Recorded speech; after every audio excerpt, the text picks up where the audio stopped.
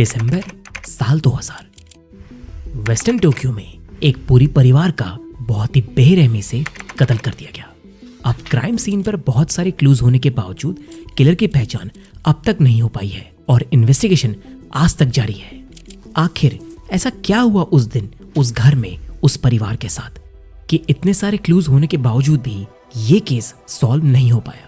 जबकि ये केस एक हाई प्रोफाइल केस बन गया, उसके बावजूद भी इन्वेस्टिगेटर जी तोड़ मेहनत के बाद भी इस केस को सॉल्व नहीं कर पाए।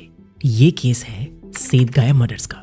अब आगे बढ़ने से पहले जो लोग मुझे नहीं जानते हैं, मेरा नाम है सेजल आर्यन सिंह और आप लोग देख रहे हैं द मिस्टीरियस 329। अपने डेस्क पर क्राइम सीन की फोटोग्राफ्स को घूरते हुए तकेशी सुचिडी फ्रस्ट्रेशन से भर चुके थे। एक हफ्ते से ज्यादा हो चुका था जब एक बूढ़ी औरत ने उस फैमिली की लाशें उनके घर में पाई थी, जिन्हें बहुत बेरहम तरीके से मार दिया गया था। लेकिन अब तक कोई सस्पेक्ट आइडेंटिफाई नहीं हो पाया। सेजियो पुलिस स्टेशन के चीफ ऑफिसर होने के नाते सुचिता पर यह हाई प्रोफाइल केस जल्दी सॉल्व करने का बहुत ही बड़ा प्रेशर था। शुरुआत में केस स्ट्रेट फॉरवर्ड लग रहा था क्योंकि पर्सनल बिलोंगिंग्स और फॉरेंसिक एविडेंस किलर ने वही छोड़ा था। लेकिन डीएनए जो वहां मिला वो नेशनल डाटाबेस के किसी भी रिकॉर्ड से मैच नहीं हुआ, जो उनकी सबसे प्रॉमिसिंग लीड को रोक रहा था। जब सीसीटीवी फुटेज और विटनेसेस से मदद लेनी चाहिए तब कुछ ज्यादा हाथ नहीं लगा। किलर किसी भी सीसीटीवी कैमरे में कैप्चर नहीं हुआ जो उनके घर के आसपास लगे हुए थे और विटनेसेस के स्टेटमेंट में भी कुछ खास इंफॉर्मेशन नहीं थी। सुचिता ने फोटोज को फाइल में रख दिया और इन्वेस्टिगेशन के नेक्स्ट स्टेप्स को लिखने के लिए एक ब्लैंक पेपर को देखा। जापान के बॉर्डर्स के बाहर डीएनए सर्च एक्सपैंड करना छोड़कर उसके पास और कोई लीड नहीं थी। इस केस ने सुचिता को अंदर तक से हिला दिया था। वो बहुत ही बुरी तरीके से परेशान हो गए थे। अब इसका सबसे बड़ा रीजन था इस केस की ब्रुटैलिटी और डिपार्टमेंट पर पब्लिक प्रेशर की वजह से।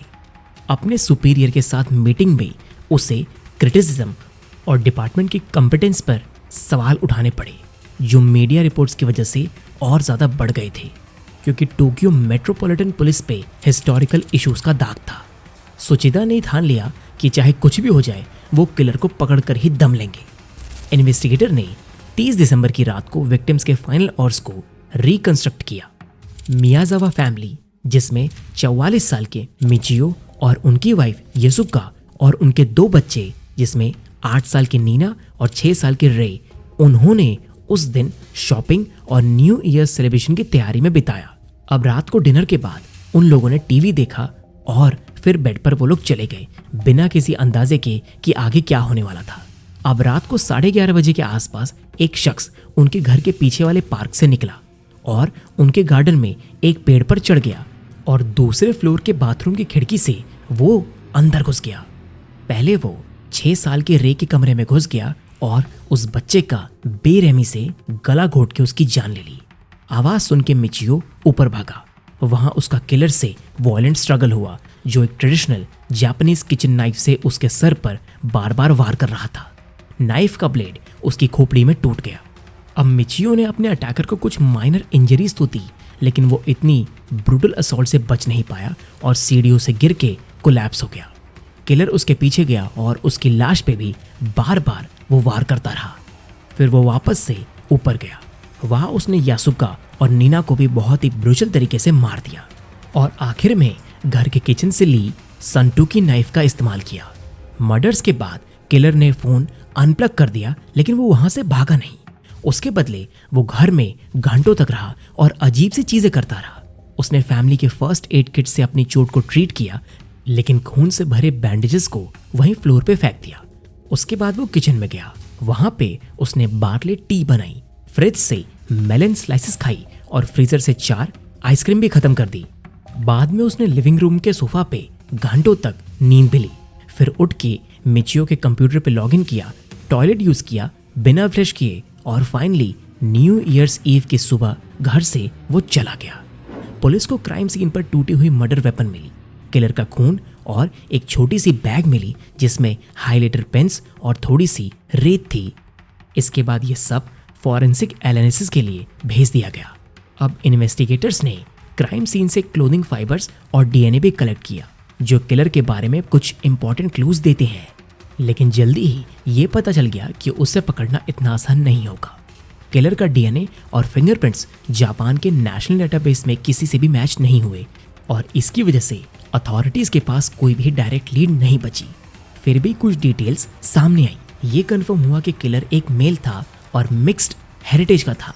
शायद उसके माँ बाप में से कोई एक सदर्न यूरोप का या फिर मेडिटेरियन रीजन से था। उसका ब्लड टाइप ए था। वाउंड्स के नेचर से यह पता चला कि वो राइट हैंडेड था। स्लिम ब्लिंड का और तकरीबन उसकी हाइट 170 सेंटीमीटर की थी। उसकी उम्र 15 से 35 साल के बीच एस्टिमेट की गई बेस्ड ऑन फोर्स जो उसने मर्डर्स के वक्त यूज की थी, लेकिन इन डिटेल्स के अलावा कुछ भी कंक्लूसिव नहीं मिला। एक अनयूजुअल एविडेंस थी जो किलर ने टॉयलेट में छोड़ी थी, फेशियल मैटर। एनालिसिस से पता चला कि उसने मर्डर से एक दिन पहले स्ट्रिंग बीन्स और सिजेम सीड्स खाए थे और इन्वेस्टिगेशन से यह पता चला कि जो किचन से नाइफ यूज की गई थी और जो कपड़े किलर ने पहने हुए थे वो दोनों कनागावा प्रेफेक्चर से खरीदे हुए थे, जो क्राइम सीन से 1 घंटे से ज्यादा की ड्राइव पर है। पुलिस को यह भी पता चल गया कि जो स्वेटर उस मर्डर ने पहना था उसकी सिर्फ 130 यूनिट ही बेची गई थी, लेकिन जब उन्होंने उन कस्टमर से पूछताछ की तो सिर्फ 12 लोगों तक ही पुलिस वाले पहुंच पाए, जिसकी वजह से उन्हें कोई सॉलिड लीड नहीं मिल पाई। सबसे सरप्राइजिंग क्लू एक बैग में मिली रेत की डिटेल्ड एनालिसिस से आया। साइंटिस्ट ने यह सैंड ट्रेस करके पता लगाया कि ये नेवादा डेजर्ट कैलिफोर्निया से आई थी, स्पेशली एडवर्ड्स एयरफोर्स बेस के आसपास के एरिया से पाई जाती थी। इस डिस्कवरी ने केस को इंटरनेशनल डायमेंशन दे दी, ये सजेस्ट करते हुए कि शायद किलर ने विदेश की यात्रा की हो सकता है मर्डर करने से कुछ ही दिन पहले की।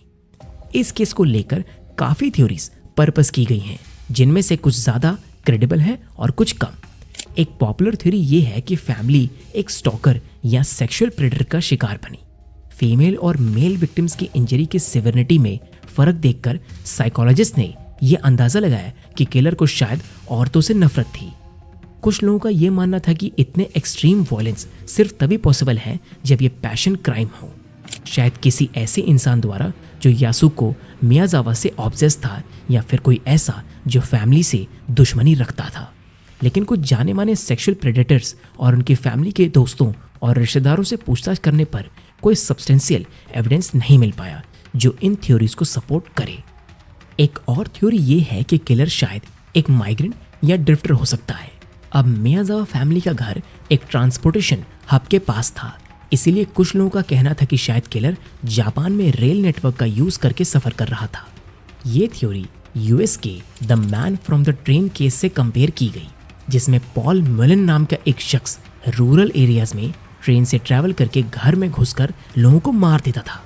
अब 1980s और 1990s में जापान में पड़ोसी एशियन देशों से इमिग्रेंट्स आने लगे थे और फाइनेंशियल क्राइसिस के बाद अनएम्प्लॉयमेंट भी बढ़ गई थी, जिसकी वजह से कुछ लोग सोसाइटी के फ्रिंज पर जीने लगे थे।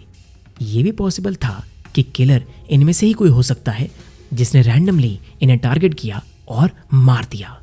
एक और थ्योरी कहती है कि ये अटैक इम्पल्सिव और रैंडम था। अब मियाजावा फैमिली का घर पार्क के बिल्कुल बाहर था, तो कुछ लोगों का मानना था कि शायद किलर ने बिना किसी प्लानिंग के घर को टारगेट किया हो।